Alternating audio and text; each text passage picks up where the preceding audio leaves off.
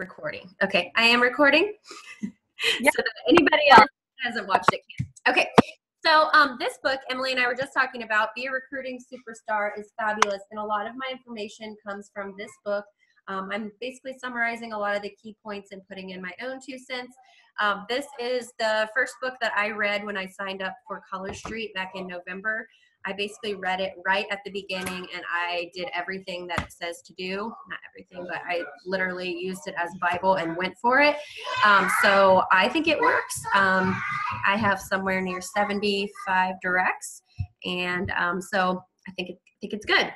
So one of the bases of this book is that there's these principles that if you believe these certain principles and you abide by these and you keep this in mind all the time when you're recruiting, that you will transform the way your team grows. So the first things that I'm going to give you are not necessarily action steps. They're more beliefs that I want you to totally buy into. And then I'll give you action steps after that. So the first one, she talks about find a need and fill it. And this is it's a principle that recruiting is all about the prospect. So rather than talking to your prospect the whole time, you talking and giving them information, spend about 80% of your time talking to your prospects being your potential stylists or people that you view as could be a potential stylist, and listening to them, because the more you know about them, the more you're going to be able to interject the opportunity where it would make most sense. That's kind of my number one tip for you. So Amber Spence, our upline, jokingly calls me like the recruiting ninja, because I'll tell her situations where it's like a random time that I interjected the opportunity, but I'm always listening, and I call those red flags. Duplication is reaching out to as many people as possible. That does not mean you're spamming a copy and pasted message to everybody saying, join my team, oh my gosh, but it just means reaching out to people. If you have 20 customers in a month, follow up with all of those and use your recruiting process on all of those the same way. So use these same principles and then these same action steps, and then teach those that join you the same steps so that they can duplicate that. Use a strategy. So if you're teaching your newer stylists how to recruit, use something that's easy to learn, remember, and repeat. And so Color 10, I believe the way it's set up with Color Street is the perfect example, because it's literally do these things, 10 people per week, sell, recruit, rinse, and repeat. So teach that strategy right from day one to your new stylist, and then duplication will happen, because you can't, if you're going to have a large team in this business, it can't be all on your shoulders. You need everyone on your team to be on that same page that wants to be. Of course, not everybody wants to have a team, and that's okay too. Okay, next principle is the more you say, the less they will hear. So unlike this current meeting, typically you don't want to word vomit your potentials. If you just start telling them, oh, and the pay scale's this, and there's this rank, and you can get to this, and there's President's Circle, and there's this, they're going to be like,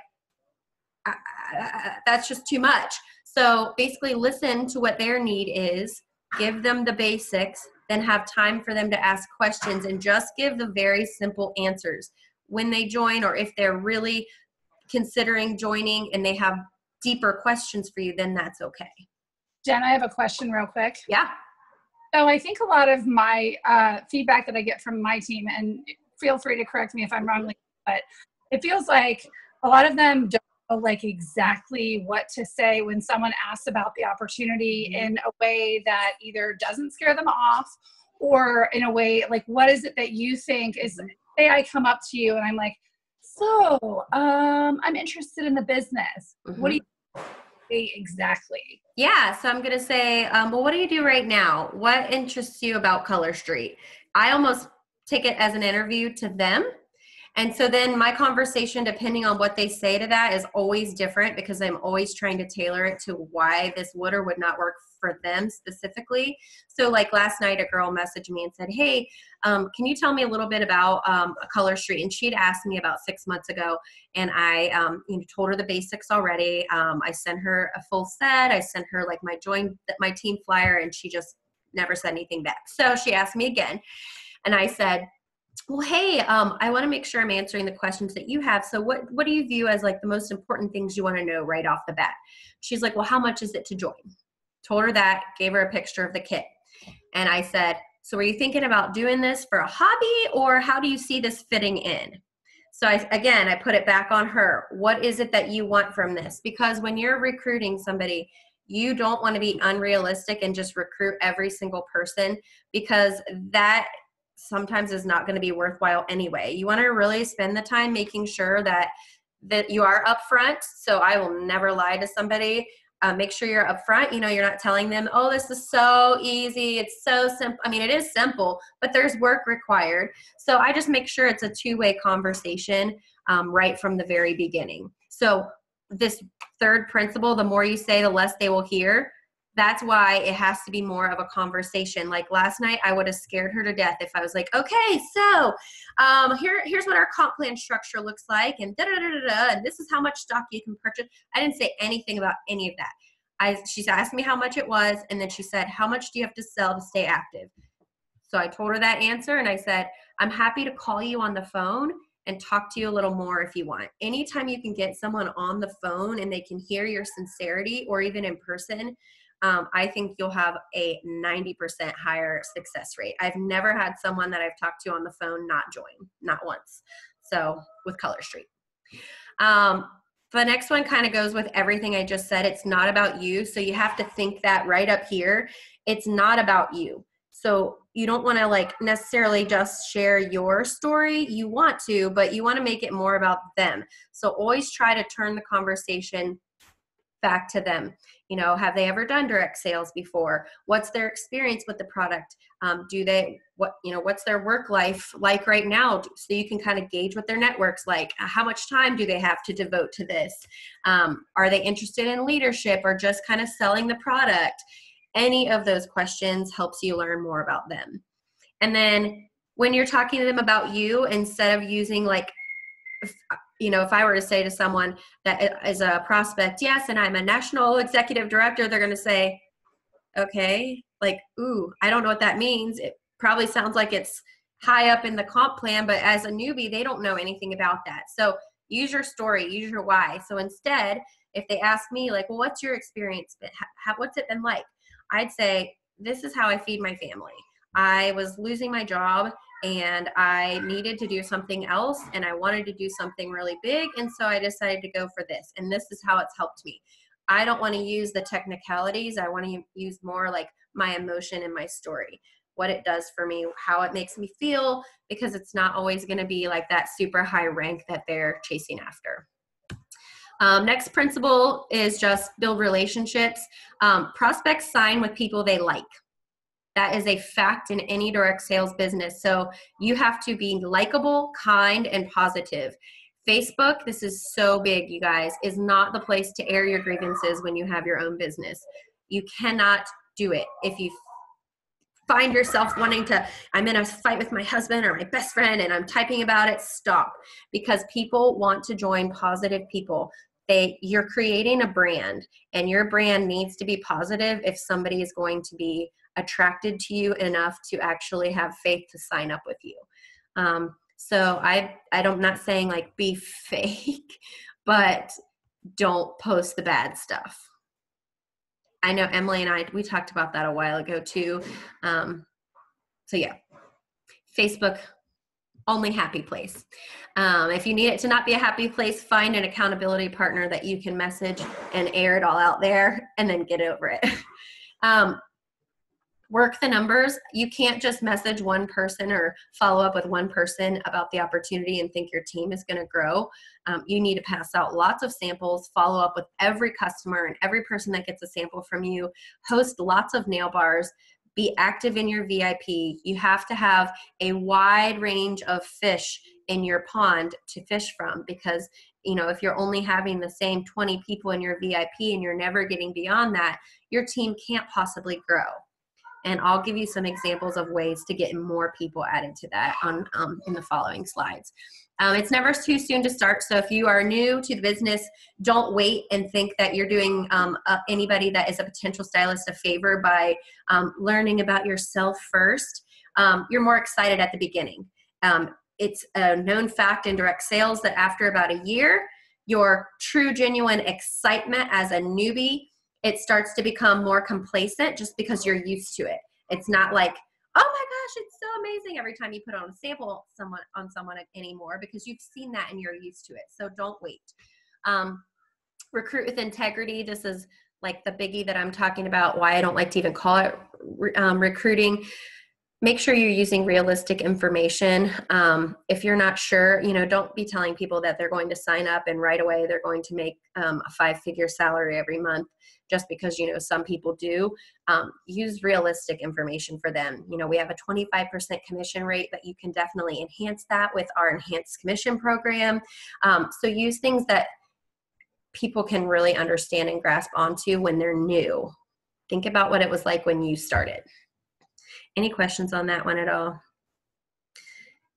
And if you're ever not sure, the videos that we have done in the opportunity group, those are good to always go back to. We're updating them here and there, but we tried to make those more general, and we did those mostly at the beginning. So we didn't have a wealth of experience to talk about. So they're kind of more realistic because it was when Amber and I were first joining or first starting out. Lead by example. This one is big. Just no matter where you get, continue to sell and recruit because your people will follow you in what you do. If you try to just manage people, then that isn't going to be teaching them anything. Dawn Shea on a leader call a couple weeks ago, I loved this. I don't know if you heard this one, Emily, but she did on coaching rather than, what'd she call it? Coaching rather than, I don't know, but being a coach. So when you have a team, even if it's one person, coach them along rather than a cheerleader. Coach them along rather than just cheer them on. Yes, you do want to cheer them on and motivate them, but you also want to coach them on how-tos so that they can take their people that are duplicating and teach them as well. So those are the principles. Questions on any of that? Comments? No one? Everybody's quiet tonight. Bueller? Okay, those are just the principles. So now these I made up. These are basically some action steps that I believe are how you increase your recruiting. I think it's really, I'm sorry if you guys keep hearing that ding. I don't know why Facebook is not open on this computer. I think it's really interesting because one of my favorite things is having conversations with people, and these are the kind of conversations that I'm having with you guys that I'll have on like one-on-one coaching calls when people are like, how do I recruit? How do I build a team? And it always starts with this slide. And I swear it's something about it. After we have the conversation, it seems like in the next just few days, they come to me and they're like, guess what? Someone signed up. I 100% believe that your mindset has to be solid and in the right place before you can talk to somebody. Because if you don't believe that what you're giving someone is an opportunity, you're going to be afraid of how they perceive the conversation. So you have to go in and have a clear why. Why do you do this business? What is it that it brings you? And it isn't necessarily just money. Of course, all of us signed up probably for a little bit of extra cash, but how does it improve your life? If you know that those things are real in your mind, when you go to talk to people, they will be the forefront of the conversation. Make a list. So this is an action step. Make a list of all the positives of this business. That way it's a focus when you go to talk to somebody. Those are the focuses, and not things like the comp plan, and not things like, all the little nitty-gritty details that would maybe scare someone away, but the honest truth about what is good about Color Street. I have a vision board and I love it. I wish I could show you guys, but it's in my office, maybe if we have time at the end, but it's so, it's in my face every day. And I feel like I'm like so wishy-washy because every day I'm like, oh my gosh, my dreams are going to come true, but it helps you realize what this is really doing for you when you can check in with yourself and see what you've been able to achieve, however small it might be. So once you have your mindset in this place where you truly believe this is an opportunity I want to give someone, and that's why I'm recruiting them. It's not I'm recruiting them because it's more numbers for me. It's I'm recruiting them because I've got to get this out there that this company is awesome. You know, our CEO of our company listens to us. They make changes right away when we bring it to them. It is really incredible. So you want to approach every prospect with that mindset. It's about them, and you're trying to serve their needs. You're doing a favor by telling them. So if someone's talking to you in a message or in person or whenever, and you hear one of those red flags like, Color Street would be perfect for this person, don't be scared. You can't have that fear that they're going to say no, because you have to remember you're doing them a favor. This is a great opportunity. Think about whoever told you about it. What if they wouldn't? I mean, if I can't even imagine what my life would be like right now if I had not been given the opportunity, if someone hadn't approached me with the opportunity. You know, like I straight up called Emily King out. I said, I want you on my team, because I saw her leadership capabilities and knew this opportunity is going to, I mean, we're only a year old, you guys. This is seriously, I wish you could all hear the presidential circle calls. Like, the things that are happening in this company and the people that we have, we're not even like this big as far as we're going to be yet. So you have to have that mindset that when you're approaching someone, you're doing them a favor. You're helping them add something to their life that they may really, really need. So that's number one. It's all about your mindset and your beliefs, getting that in order first before you talk to anybody. Okay. So the next one is super important. Unless you are somebody that is like always in different people groups, you're in clubs and everything, that you don't necessarily use social networking as much for your business. And that's fine if that's you. I'm talking to those of you who do a lot of online work. Be active on social media platforms, even your personal page. You want to make sure that if you're planning to build a team, that you are out there in people's faces all over the place, even if it's not about Color Street. But you want them to constantly be thinking that oh yeah, Emily King, she exists and she sells Color Street. Oh, okay, she would know about this. So you got to get out there in people's faces all the time. So one suggestion is to go live and talk about your business, talk about things that you're passionate about, give life lessons.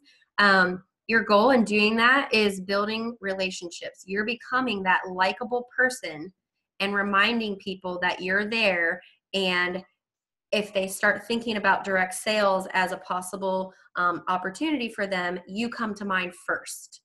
So the more you're in someone's mind, this is just like a brain science thing. The more you're in someone's mind, the quicker recall about you is going to come to their mind. So when they think about you want them to think about Color Street. So that's the next one. Brand yourself and post accordingly. Every post you make should be helping people see you as the way you want to be seen. So I said should be about your story. I don't mean every single day you're posting about why you sell Color Street, but you want to think about what is your story and where are you going with this? Are you for me, I'm a busy mom. I have 2 little boys. I love more than anything. I own 2 businesses. So all my posts are going to be centered around that. I love to travel, like those kind of things. I'm not going to post things that necessarily would take away from that image. So I'll post things, even if they don't have anything to do with Color Street, recipe ideas. I'll give suggestions on, like I did a live people loved about my shoes that I got when I promoted. So anything that you can somehow tie to your brand. So see how I did that there when I talked about my shoes. I also brought in that it was a promotion gift to myself. So I'm always somehow tying it back in. Next one is make sure people know you're a stylist for Color Street. Don't assume that they do. That doesn't mean that you're posting on your personal page sales ads all the time, or on Instagram you're posting buy 3 get 1 free shipping. Not at all. It just means that somehow, again, you're always working that in. It could be a hashtag that you put. It could be using some attraction marketing to say what you're able to do because of Color Street. I saw someone last week that went on vacation to Florida and said, I'm so thankful that Color Street helped my family pay for this. Like just things like that. Make sure people know that you sell Color Street. It should be the first thing that they think about when they think about you if you're serious about growing your team. Post photos, quotes, images, things that are desirable. So again, this is going along with the positive, things that are going to get a reaction out of people. People are on Facebook to be entertained.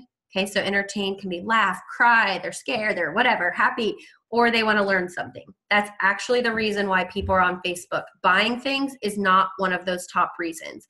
So we have to use that entertainment and educating the public in order to get them to buy, because they're buying you. Yes, they might like Color Street, but really they're buying it because they like you. We all sell the same thing here. It's not like some businesses where we all have different stuff. We all have the same stuff.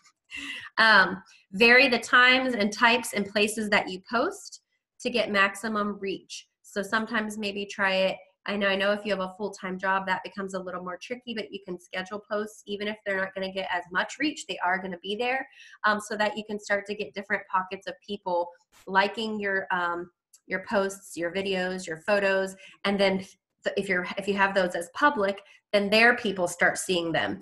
I had 80 friend requests today. Where do you think those came from? It's probably because I had some public live videos that people were commenting on, and then people on their timeline saw it. So yes, there are some concerns people have with privacy. No, go. Do you approve all 80 of those? And like, so you post a lot of stuff about your kids stuff, and I'm not judging if you totally like, because I feel like I get a lot of weird Facebook requests, and I don't know. They kind of just see the yes. I go through and I click on their name and see who our mutual friends are. If we don't have any mutual friends, and I scroll a little more, usually I decline all men, and because I don't know what they want. I don't know. So I'll only look at the ones that maybe we have a mutual friend and it makes sense. Like, oh, okay, so they probably saw the video from that person. So no, I do not approve even close to all of them. I don't want my reach to be that wide. I just want it to be wide where it might matter. A little bit. Not like wide. Yeah, just a little bit more fish into my sea, not all the fish that are sharks. Because sometimes people also are trying to spam, they're doing this the wrong way. Like I got a bunch of requests from some consultants from Paparazzi, and they were messaging me asking me to join Paparazzi. So also that. So just be careful about them, but you can always unfriend really quickly too. Okay. Hello, computer. My mouse went to sleep. Step 3 is prospecting. So after you have your mind is ready, you know this is a good opportunity, you're on Facebook, and on Facebook, it's not always you posting either. Sometimes it's just you leaving comments on people, friends and family and, acquaintances and coworkers. It's just being active. So even if you're just commenting on their things, that gives you more score with your algorithm. So cold leads are leads that you have. So you have their contact information, but they've never shopped with you. They're on your page. They've liked your post, but they've not actually purchased anything from you.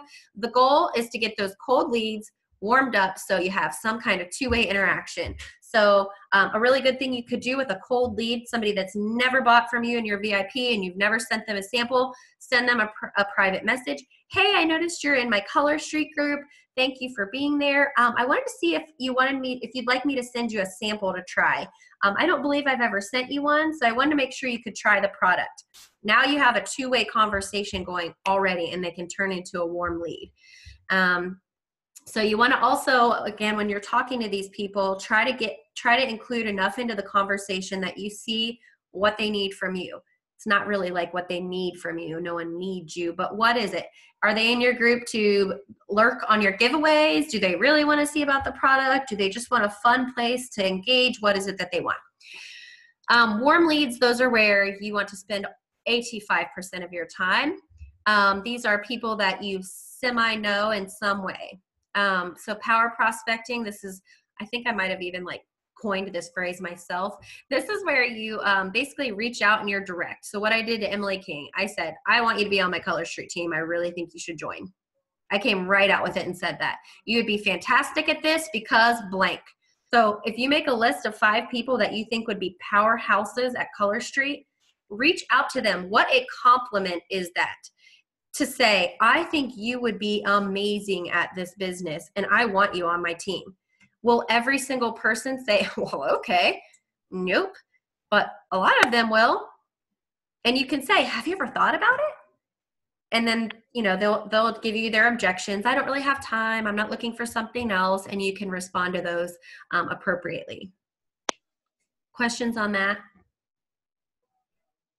You guys, that is how I got all of my top leaders on my team besides, I think, one. Yes. Is like coming right out. You were like, here's the join link. Yep. Let me know when you do this. Yep. Absolutely. And I mean, it kind of worked, but it's because I believed it. I went back to that number one step and I believed it. I believed it with everything and I still do. And that you have to believe that. And if you're telling someone, I mean, my sister joined like 2 months ago and I tried to tell her way back at the beginning, and not that her time has passed, but she has said to me since joining, oh my gosh, like you weren't kidding. This is awesome. So just really believe it. Then the next one is the more realistic, the way you're going to really interact with most of your leads. You're going to be listening for red flags. When you hear a need and you know Color Street could fill it. So this could be at a nail bar. This could be someone that's commenting on posts on your page. It could be a private message. Examples might be they need more money for something. I've gotten a few prospects because they were shopping and they said, oh my gosh, I'm going to go broke. I need all the Color Street. Ding, ding, ding. Okay. I know I can fix that. What is your verbiage that you say? Yeah. Oh, it happens all the time. Like a lot of times people like just want to know exactly what you're saying. Not that they're going to say that exact thing. Yeah. Yeah. If someone says I'm broke, I need more money, I'm going to go broke with buying all this Color Street. I'm like, well, you know, you could actually make money if you just became a stylist. And usually I say it in a kind of coy way, like, well, you know, you could actually make money if you just became a stylist. And they're like, oh, I don't really have the money to buy the kit though. Enter my fix, okay? I've had some of my best new stylists this way. I will send you 10 strips and you can borrow those. And when you sell those 10 strips, you're going to have enough money to buy your kit. And when it comes in, you're going to send me the 10 strips that go in that kit. And then we'll be even. One of my best new stylists did that. And she actually ran her party to sell those 10 strips like a launch party. Yeah, she sold $1,000 in like a week and she hadn't even signed up. Yes. Yep. I sent her 20 samples without my business card in it, 10 full sets. She started running. It was like a month and a half ago, maybe. It was in August. She ran it like a launch party. So every strip that she didn't really have in her hands, she just signed up when she had $129 or $150 from the other strips and then placed one big bulk order and then passed them out. So she said like, oh, okay, no problem. And like sent an invoice for it and then just. Yep. That is the whole different ballgame. That is. Isn't it? Pretty slick, right? Oh yeah. And it's crazy. So yeah, she just ran it like she was already a stylist and collected the orders and then signed up, put them all in. She already had the money for it. So yeah. So yeah, that's what I say. If they tell me that, I'm like, you know what? You can make money. If they say they don't have time, I say, you know, when I started, I totally get that. I was a full-time teacher, ran a full-time boutique, had 2 kids, no babysitter. I get that. I worked about 30 minutes a day. I just did what I could. And everything else, it was fine if I didn't do it. Also, I can't see because my thing is over. What's it say? Referring new customers. Oh, like if you have someone constantly referring new people to your page, say, hey, I want to tell you, thank you so much for referring Sammy, Sally, and Josie. But you know, those could be your customers if you were a stylist. So just keep like shooting little things in like that. And I'll say something like, you know, I'm not pressuring you. I don't believe in that, but I just think you would be amazing. And I think that if I didn't tell you that, I'd be missing an opportunity for you. So I always listen for the in and I go for it. Literally every time I'm talking to someone, I'm just seriously listening and waiting for a red flag that tells me they need to be a stylist. Oh gosh, I'm going to spend my whole paycheck on this holiday collection. Or sorry, we can't really go out to dinner with you guys tonight. We're saving up for a trip to Disney. Or Oh my gosh, it sounds like you have so much fun being a stylist for Color Street. I wish I had something fun like that I could be good at. My best friend said that like 6 months ago. I'm like, duh, you can. Sorry guys, I'm going quick because I think that my time limit's going to be up in a minute. It actually will kick us off. Pay for this. Here I gave you some reasons or some places where you can find new prospects. So if you have a smaller network, and this is if you're really serious about it. If you're serious about growing a team, you'll do what it takes. So scatter your marketing materials everywhere. That could be your business card. That could be, I have like a join my team flyer with my sticker on it, and put a personal note on it to the reader. Hey, if you find this, contact me and I can make you an offer that you won't be able to resist, whatever. Join some kind of a club, or, you know, maybe your kids are joining a club, but you're getting yourself in front of new women. Take a class. Volunteer somewhere. Anytime you're able to get yourself in front of new people, do it. Talk to people in lines everywhere you go. I am socially awkward, you guys, like hyperventilate socially about talking to people. And I have pushed myself to do it because I know that it's how I make money. So I turn off the Jen mode and I turn on the business lady mode. And I'm like, all right, this is just what you have to do for your job. So do it. Turn any casual encounter, anytime you run into someone and you just start chatting, so what do you do? Because they're going to say back to you, oh yeah, I'm a teacher at so-and-so. And they're going to say, what do you do? Well, maybe you have a full-time job. That's great.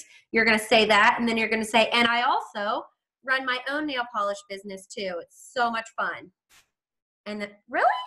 What is that? Is it that Jamberry thing? Oh no, it's not. Go to every social event you're invited to. Any holiday parties, Halloween parties, football parties, even if it's Michigan, you want to go. Because anytime you get yourself in front of new people, or maybe they're old people that you haven't chatted with, it's going to come up.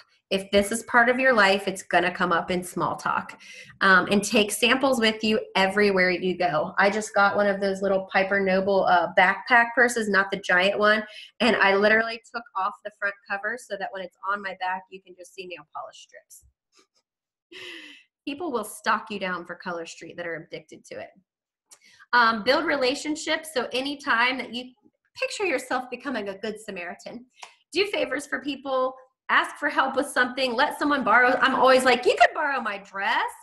So-and-so will be like, do you have like a sparkly dress for this for, I don't know, in your boutique? And I'm like, no, but you're my size. You can borrow the one in my closet. And they're like, huh? You would do that? Sure, I would. Give compliments. Get online and recommend things. That's a really good one to get people engaged and chatting with you. Just recommend things that are not even anything to do with Color Street. Like I recommended my food delivery service the other day. Recommend a book or a mascara that you like or something that is your thing, like whatever you like start doing that on Facebook a little bit. Give advice. So be active on forums anywhere that you can. Again, positive. I would not suggest doing that on any of those like political jargon ones. Like if you're really trying to do it for Color Street, not those. Send out postcards or like I sent out to some of my customers that haven't shopped in a while, a new catalog with like a note and some confetti in there. Do fundraisers, ask for referrals. So I don't know if you saw today, Amber posted like she's going to send out the catalog with 3 samples inside. 1 for the customer, like, hey, here's a fun accent for you, and here's 2 for you to share with a friend. All I ask in return is that you tell them about me. So that's some ways that you can get new prospects or new fish in your pond. These are some hot prospects. It's going to kick us off, just letting you guys know. I wonder if I can click the dollar and upgrade. Yeah, I'm going to upgrade. Is it going to let me do it right now? Upgrade. If it kicks us off, do you want to go live and take questions in my? I can do that. Yeah. For like 5 minutes. I know. I don't want to keep you all night, but no, it's okay. If it like, I'll be like. Yeah, it said it removed my my limit, but then can you? What's on the screen? Can you guys see? Okay, are we on hot prospects still? Everything's normal. Okay, good. Hot prospects, you guys. This is a big deal. Moms, teachers, even Melissa Sodi the other day when she called me said, "Listen, teachers and nurses." And there's more, but teachers and nurses for some reason are so good at this business. They have huge networks. They know how to multitask